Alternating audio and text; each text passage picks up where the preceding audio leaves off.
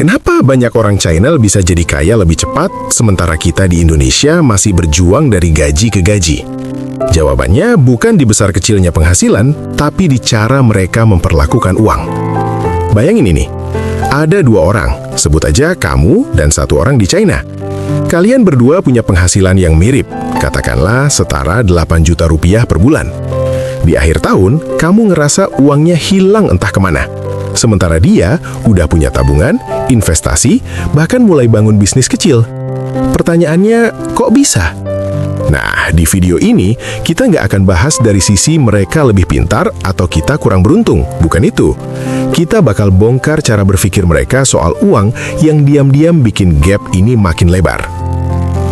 1. Cara pandang ke uang, alat versus tujuan. Banyak dari kita di Indonesia melihat uang sebagai tujuan akhir. Kerja, dapat uang, habiskan, ulang lagi. Makanya muncul pola hidup yang penting cukup. Sementara di China, banyak orang dari kecil sudah diajarin kalau uang itu alat. Alat untuk menghasilkan uang lagi. Jadi bukan sekedar gimana caranya gue dapat uang, tapi gimana caranya uang ini bisa kerja buat gue. Ini kelihatannya simple, tapi dampaknya gila besar. Karena dari sini, keputusan-keputusan kecil jadi beda. Kamu dapat bonus, kepikiran beli HP baru. Dia dapat bonus, mikir, ini bisa gue putar jadi apa ya? 2. Mentalitas jangka panjang. Ini salah satu pembeda paling kerasa. Di Indonesia, kita cenderung mikir jangka pendek. Gajian, seneng, pengen reward diri, habis. Dan itu manusiawi, nggak salah. Tapi masalahnya, kalau itu jadi kebiasaan, kita nggak pernah benar-benar naik level. Sementara banyak orang China punya kebiasaan nahan diri demi hasil besar di masa depan. Mereka rela hidup sederhana lebih lama, karena fokus mereka bukan terlihat kaya, tapi jadi kaya beneran. Makanya, kamu sering lihat cerita, pengusaha sukses di sana dulunya hidup super hemat. Bukan karena pelit, tapi karena mereka tahu setiap rupiah atau yuan yang disimpan hari ini adalah fondasi masa depan. 3. Kebiasaan menabung dan investasi sejak dini. Di Indonesia, banyak orang mulai mikir investasi itu telat. Umur 30 baru mulai. Bahkan ada yang 40 masih bingung mulai dari mana. Sementara di China, banyak yang dari muda sudah terbiasa. Menyisihkan uang dulu baru belanja, ikut investasi kecil-kecilan, bahkan bantu bisnis keluarga. Jadi mereka bukan cuma belajar teori, tapi langsung praktek. Dan yang menarik, mereka nggak nunggu punya banyak dulu untuk mulai. Justru mereka mulai dari kecil, tapi konsisten. 4. Lingkungan yang mendukung. Ini yang sering kita nggak sadar. Lingkungan itu kuat banget pengaruhnya. Kalau kamu di lingkungan yang ngobrolnya soal diskon, pamer barang baru, fokus ke gaya hidup, maka tanpa sadar kamu ikut ke arah sana. Sementara di banyak komunitas di China, obrolannya bisa beda. Peluang bisnis apa yang lagi naik? Cara jualan yang efektif? Cara muterin uang? Jadi mindset mereka ke-shape dari sekitar.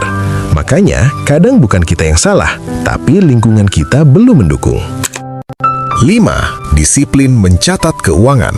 Ini kunci yang sering diremehkan. Ini kelihatan sepele, tapi justru ini fondasinya. Banyak orang Indonesia nggak tahu uangnya habis di mana, pengeluaran terbesar apa, bisa hemat di bagian mana. Jadi tiap bulan cuma feeling aja, kayaknya cukup deh.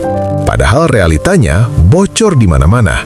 Sementara banyak orang yang cepat kaya, mereka detail banget sama angka. Mereka tahu berapa masuk, berapa keluar, kemana aja larinya. Dan dari situ, mereka bisa ambil keputusan yang lebih cerdas. Gue pribadi juga dulu kayak kebanyakan orang, ngerasa kerja keras udah cukup. Tapi tiap bulan, tetep aja rasanya nggak maju-maju.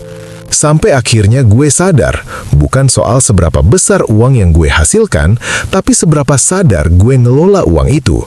Dan titik baliknya justru datang dari hal yang simple, mulai tracking keuangan sendiri. Awalnya ribet, catat manual, sering lupa, gak konsisten. Sampai akhirnya gue pakai sistem yang otomatis, yang bisa langsung ngelacak pemasukan, pengeluaran, sampai kasih gambaran kondisi keuangan gue. Dari situ gue baru benar-benar melek. Oh, ternyata gue boros di sini.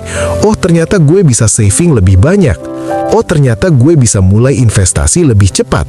Dan jujur, perubahan kecil itu efeknya gede banget dalam jangka panjang. 6. Pola pikir aman versus pola pikir bertumbuh. Kebanyakan dari kita dibesarkan dengan mindset yang penting aman.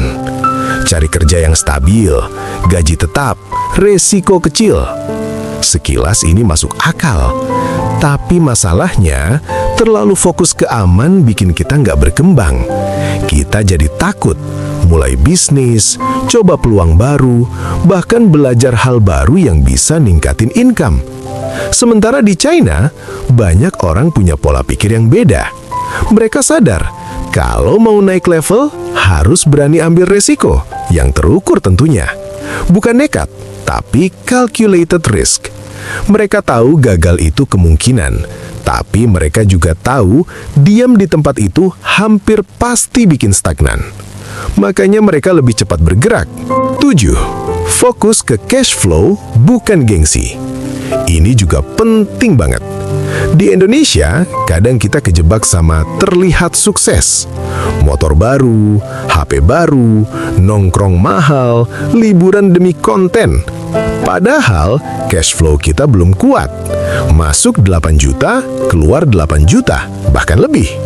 Akhirnya, ya stuck. Sementara banyak orang China justru kebalik. Mereka lebih fokus ke apakah uang gue bertambah, bukan apakah gue kelihatan kaya. Makanya mereka bisa tahan beli barang yang nggak penting, karena mereka lebih peduli sama angka di rekening, bukan opini orang. 8. Mereka nggak takut memulai dari kecil. Ini yang sering jadi penghambat kita.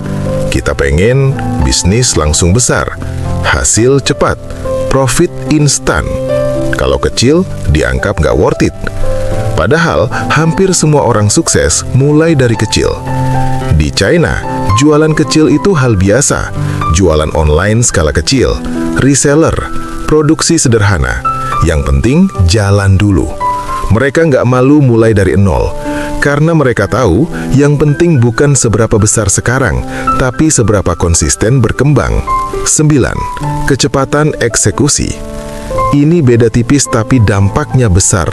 Di Indonesia, kita sering banyak mikir, banyak rencana, banyak nunggu waktu yang tepat. Tapi akhirnya, nggak mulai-mulai. Sementara banyak orang China punya prinsip, mulai dulu, sempurnakan nanti. Mereka gerak cepat. Kalau ada peluang, dicoba, dievaluasi, diperbaiki. Siklusnya cepat banget. Makanya, mereka bisa lebih cepat belajar dan lebih cepat berhasil. 10. Mereka paham game uang lebih awal. Ini mungkin poin paling penting. Banyak dari kita nggak pernah benar-benar diajarin soal uang. Sekolah ngajarin matematika, tapi nggak ngajarin cara ngatur uang. Akhirnya, kita belajar dari pengalaman, dan seringnya itu mahal. Sementara di China, banyak yang dari kecil sudah lihat langsung. Orang tua dagang, mengelola uang, ambil keputusan finansial. Jadi, mereka paham gamenya lebih cepat. Dan kalau kamu sudah ngerti permainannya, kamu bisa main lebih cerdas. Sekarang, coba jujur ke diri sendiri. Dari semua poin tadi, kira-kira kamu ada di posisi yang mana? Masih nunggu sisa baru nabung? Nggak tahu uang habis kemana? Atau masih mikir yang penting cukup? Kalau iya, berarti kamu belum kalah. Kamu cuma belum mulai dengan cara yang benar.